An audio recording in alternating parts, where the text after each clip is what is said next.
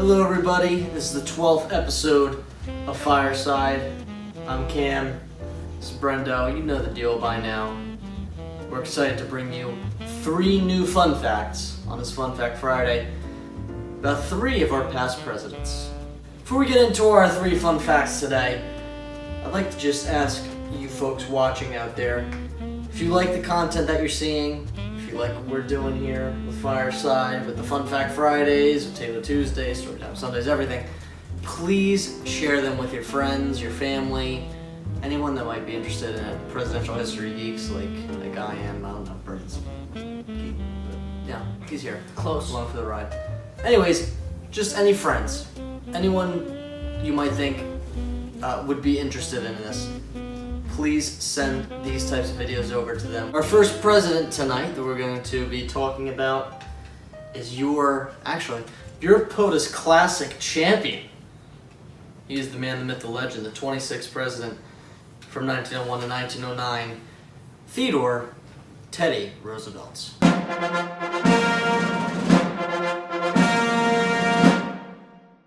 Let's see what Brendan has to say about Teddy Roosevelt. So he came in after McKinley, who sadly got assassinated, and one of the first things he really did was called trust busting, and that he shut down monopolies like Standard Oil, which is John D. Rockefeller's company, arguably the richest man ever. And then another thing that he did was he was really into conservation. He definitely brought the presidency to another level, coming out into the 20th century. And we know Teddy Roosevelt is a great president.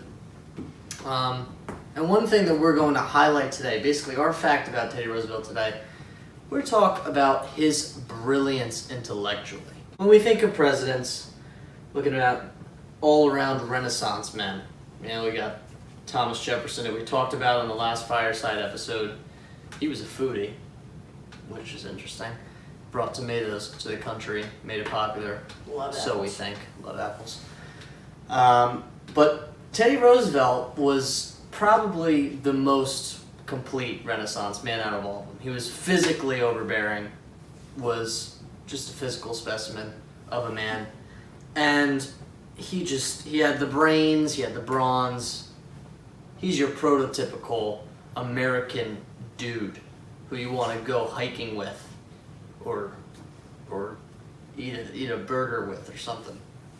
Man. Eat a turducken with. Eat a turducken, yeah. John Madden would approve.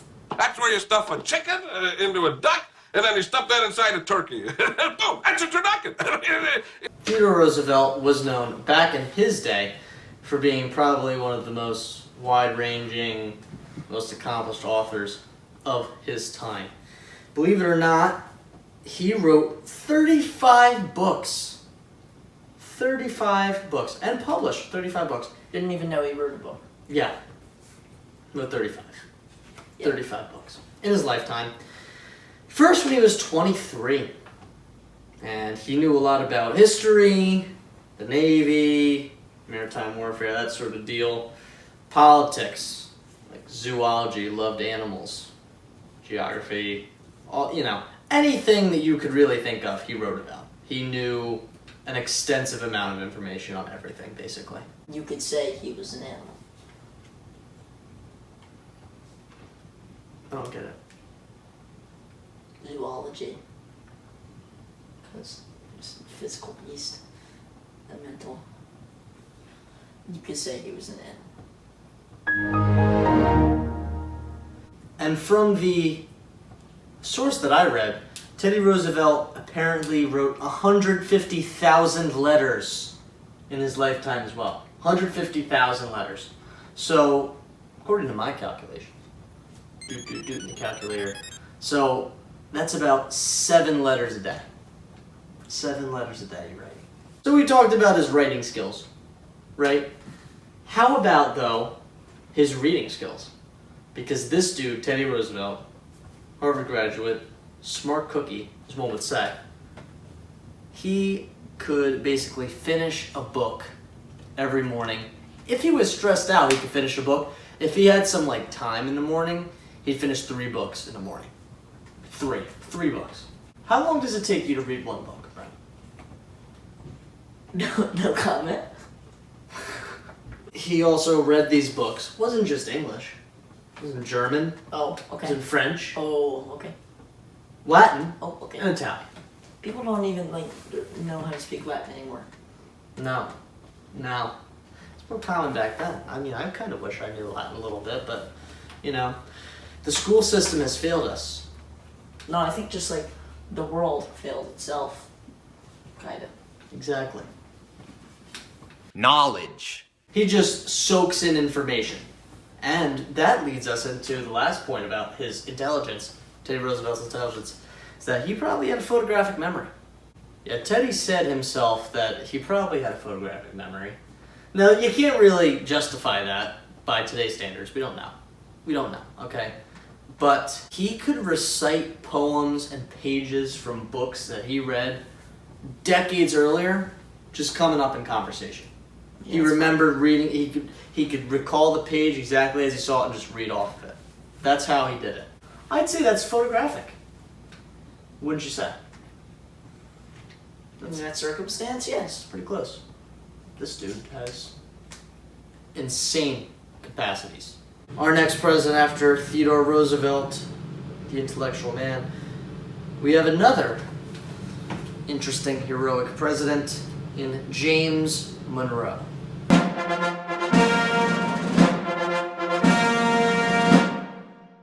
Brennan, tell us a little bit about James Monroe. Alright, so James Monroe, we went into Florida to try to take it, and I think we succeeded, as it is now a part of our country. And the Monroe Doctrine happened. Basically said, don't colonize us, don't tread on us. Don't colonize the Western Hemisphere, Exactly. or else we're gonna do something. Also, people were very happy during this time. The era of good feelings, it was called. That's right. James Monroe was president at the right time, and he built his reputation up as a politician based off of, fun fact here, the fact that he was a hero during the Revolutionary War. James Monroe, young student at the College of William and Mary in 1775. He arrived there, and of course, at that point in time, things were getting a little feisty. Revolution was starting. People didn't like what Britain was doing with the colonies, so people started to rebel.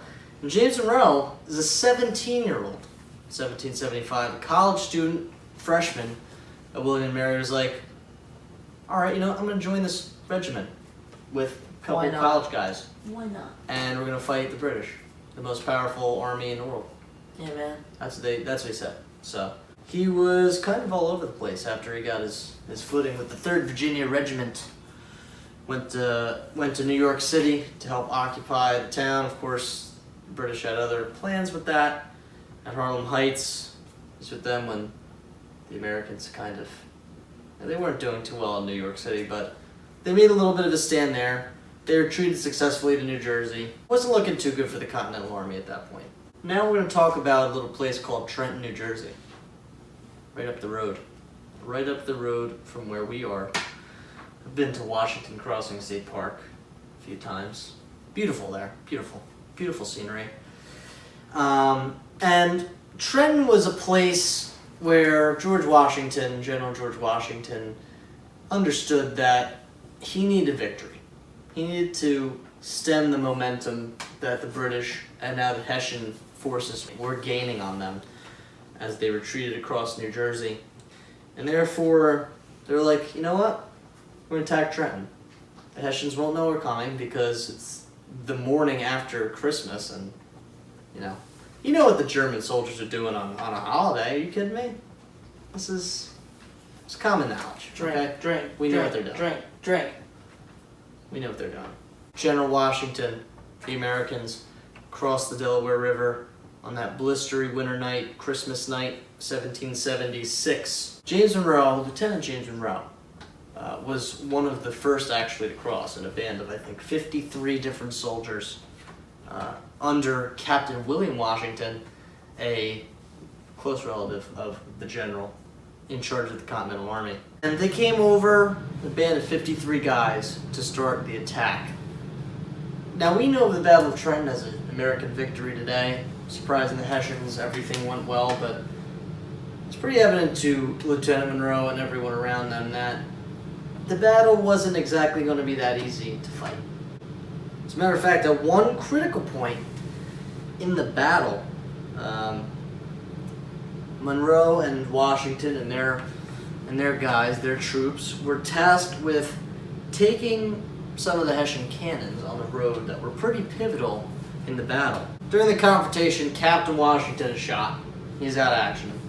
He's done for the day. They put him on injured reserve. Yeah, disabled list. Yeah. And so Lieutenant James Monroe, here's an 18-year-old guy. He's he's big frame, but he's like skinny. He's not himself yet. He's not a man yet. He's just 18 years old. You know, he's got the scruff like me, probably. Not a lot going on.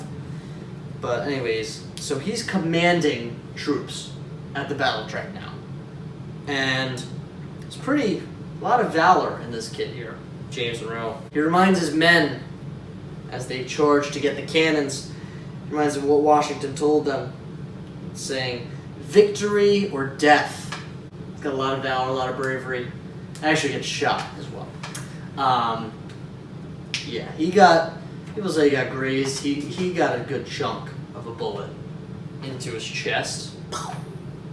And actually it severed an artery. Oh. Yeah. Luckily though, there's a doctor right nearby, Dr. Riker. And he basically was on the scene, helped James Monroe, patched up the artery for a little bit. He was bleeding profusely.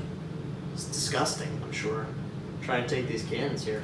And yeah, it was must have been a trying scene for James Monroe there, but he was saved after a little while. Just a few days, he was recovered. Eventually, after a few months, he was actually back in the field. Wow. But you know, that charge to get the cannons was actually a big turning point in the battle, apparently, and helped the Americans turn the tide of the war.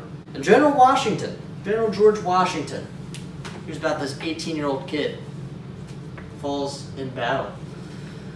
And you know, he survives everything, and he basically writes about this kid. Quote, "The zeal he discovered by entering the service at an early period, the character he supported in his regiment, and the manner in which he distinguished himself at Trenton induced me to appoint him to a captaincy." So you got some pretty high words of praise from George Washington, the most famous guy in the country right now. And yeah, I mean it's pretty good. It's pretty good to hear that. Yeah, he's the guy. Yeah, so it all comes full circle here on Fireside because President James Monroe in 1817 on one of his tours of America actually visited Trenton and was widely applauded for his heroism during the battle that happened more than 40 years beforehand to help create the country that he was now leading. And it was said about the battle that it was a site where the hopes of the nation had revived the ebb tide of the revolution. So, on to our last president of the night. We have your guy, Richard Milhous Nixon, 37th president, 1969, 1974. Go!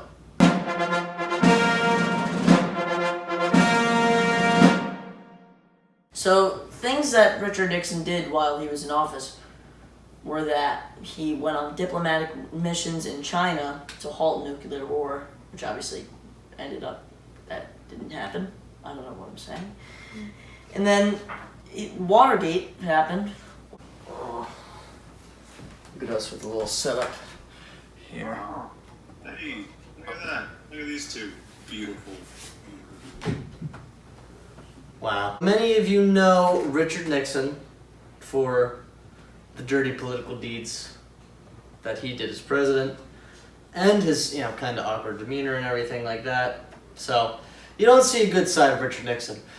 But the side that you don't know about, we're going to talk to you about today, is that he was actually an accomplished musician. He played 5 instruments. Oh. Okay? 5. For how many do you play? At my peak, 4. Grand total 4. Richard Nixon beats Brendo out.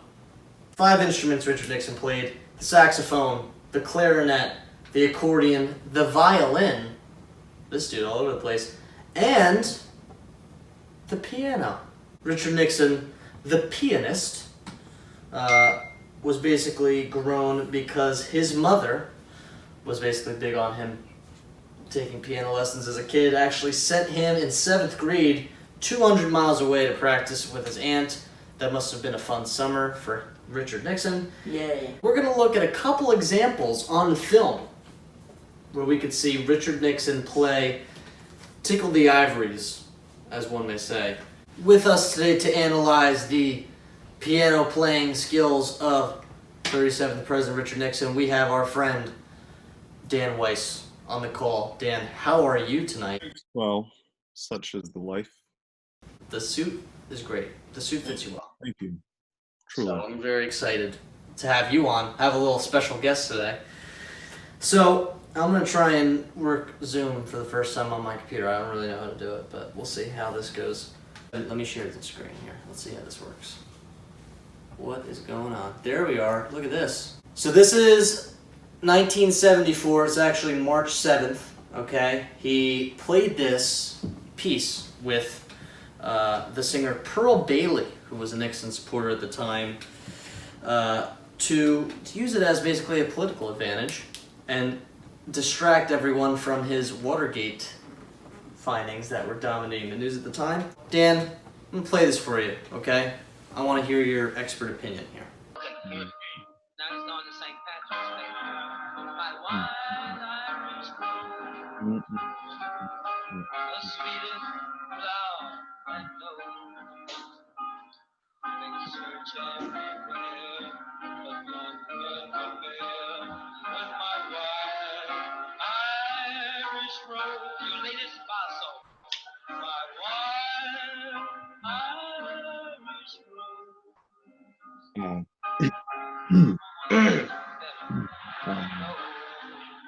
Alrighty. Ooh. I think we've heard enough.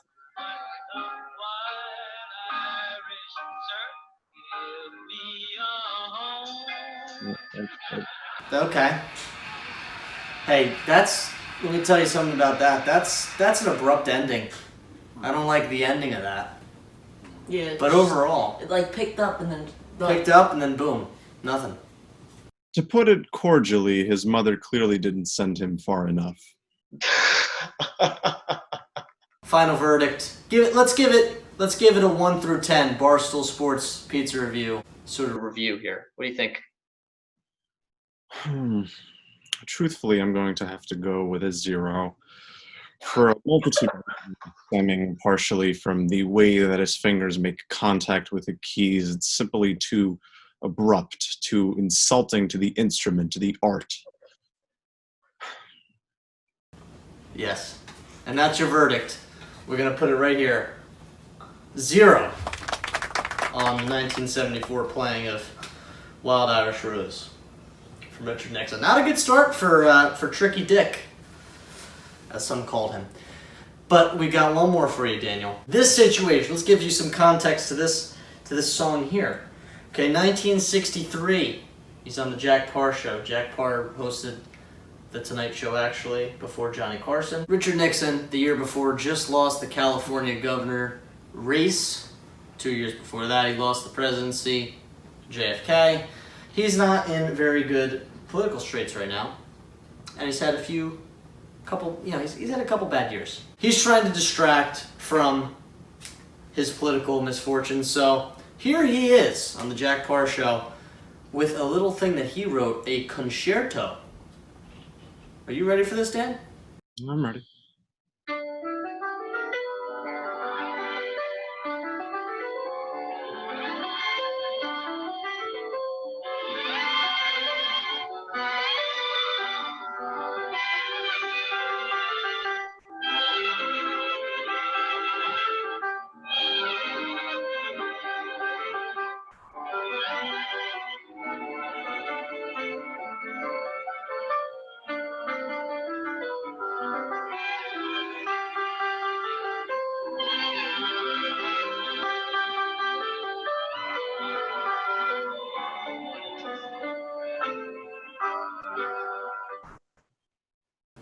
could tell Nixon's kind of, his piano playing was very, very abrupt, in my opinion. Dan, I want to hear your thoughts.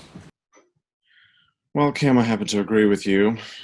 I have no doubt in my mind that on this very cold evening, and whatever date this was played on, Steinway and all his sons were likely rolling over in their graves. Contact with the keys is fervid at best. It's almost as if he's dropping bombs over a small Southeast Asian country. Truthfully, good piano playing should be delicate. It should embody, should be full-bodied almost. It should carry a spirit with it. The likes of Vladimir Horowitz, Artur Schnabel exemplified this perfectly in their recordings. Fine piano playing is like a fine French wine, like a fine Bordeaux. This I can only equate to Welch's grape juice. So what's the score? I would detract points if I could. What are you going to say? -2 sounds just. -2. Let's put it up again. -2 for Richard Nixon.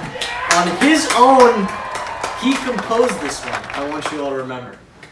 So, not even a shot. So he's not making it big time. I would like to thank you for being on this filming with us here. I appreciate your expertise and advice. My pleasure. Thank you very much. Thank you. Bonsoir.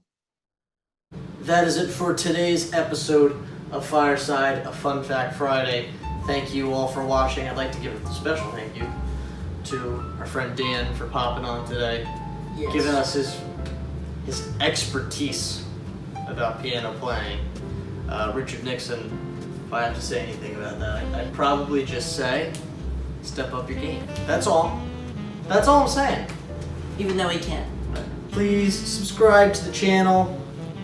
Really proud to see all the people that are watching already. Like this video.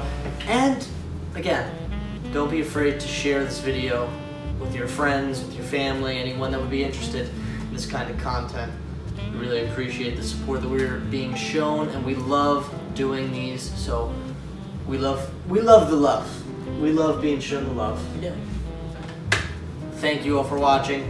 I'm Cam. I'm Brendan. That's right.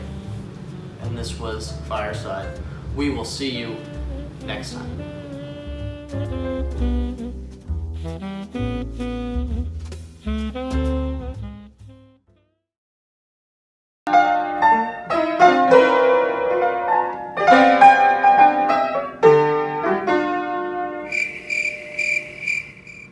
Still better than Richard Nixon.